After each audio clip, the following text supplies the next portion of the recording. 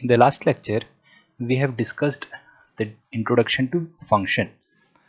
Now, we have discussed about the definition of a function, various features of the function, and what are the components of a function, like function declaration or function prototype, function definition, and function calling. Now, we will discuss these things in detail. Now, declaring and defining a function.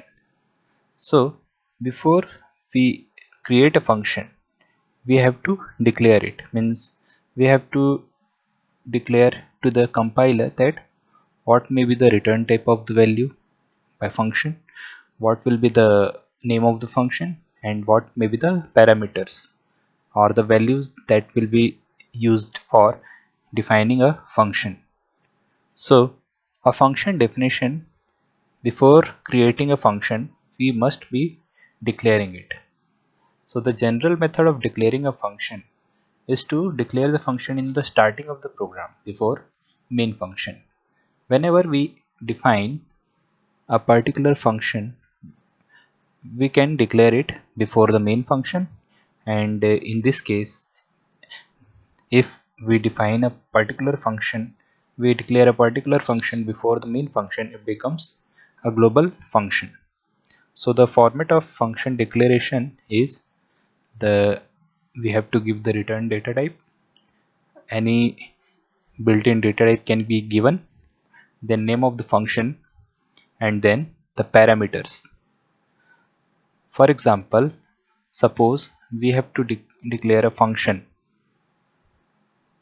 which is having a return data type as void, and it is having no argument. So in that case, we can declare it like this: void function1, then pair of parentheses. Suppose we want to declare another function like this: int add, and we want to add two numbers. So we have to declare the parameters like this, then semicolon. So int add, int comma int, this is another function declaration in which we have the return type of a function called add as integer. It will return the value integer, and there will be two parameters used within the function add. So int add, int comma int, then it will be terminated by a semicolon. So this particular declaration suggests that this function will be defined further in the program. Next, how to define a function. So whenever we declare a function, after that we can define a function. It is not necessary to declare a function for defining a function. We can directly define a function. Now, the definition of the function is placed where the actual function program statements is placed.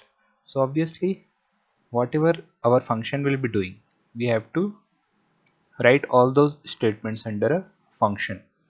So the general format of the function definition is as follows. First, we have to give the return data type. Then in the same line, we have to declare the function name and along with arguments. So in this way, we can define a function. Now, if you want to write the function statements, we can write it under opening and closing braces like this. So first we declare a function, then we will define a function with its return data type that we have used previously, then name of the function, then its argument.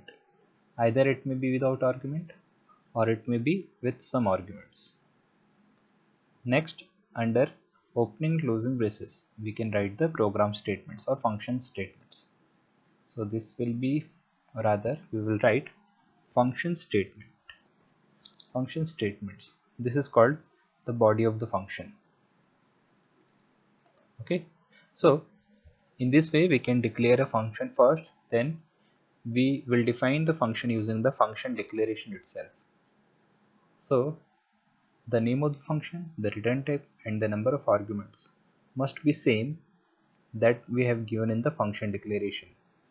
So the function declaration and function definition will have the same type of header, same type of return data type, same name, and same number of arguments. Next, function calling. So for calling a function, we can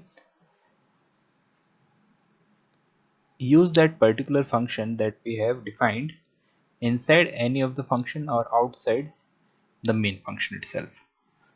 Okay, so the general format for making the function call means whenever we want to get the function to be executed, we will call the function with the help of its name and then its parameters. So we will write it here, parameters. So the parameters we will use in the function definition here and in the function calling. So when we define the parameters inside the function calling, then these functions parameters will be actual parameters, the actual values we will pass on which we have to perform the calculation or on which we have to perform the operations. And whenever we declare the arguments inside function definition, then these will be known as formal arguments or dummy arguments. Formal or dummy arguments. So these formal arguments will be used to catch the values that we have passed through this function call. So whatever number of values we will pass here, it will be matching exactly to the arguments declared within function definition. Okay, so when the function is called, the control transfers to the function definition and all the statements present in the function definition gets executed, and after which the control returns back to the statement following the function call. So when we call a function, the control goes to the function definition right here. All the function statements will be executed and the control goes right back to the statement after function calling. So in this way, this function call will return the value that we have to return in the function definition. So the function declaration, function calling, and function definition must be same, must be having the same number of parameters, must be having the same return type, and must be having the same function name. The only difference is that in function calling we only provide the name of the function, because we are using it, we are executing the function, and function name along with its parameter is enough to tell the compiler that the function that we are executing here is having the name as we have discussed, as we have defined in the function declaration, function definition, and it will match the number of parameters within both function declaration and function definition.